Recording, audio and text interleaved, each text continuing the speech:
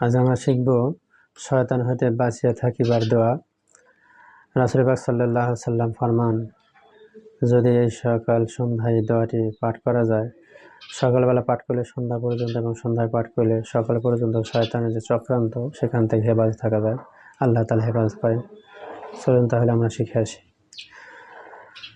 রদিনা বিল্লাহি রাব্বা ওয়া বিল ইসলামি দীনা আবি মুহাম্মাদিন সাল্লাল্লাহু আলাইহি ওয়াসাল্লাম নাবিয়্যা।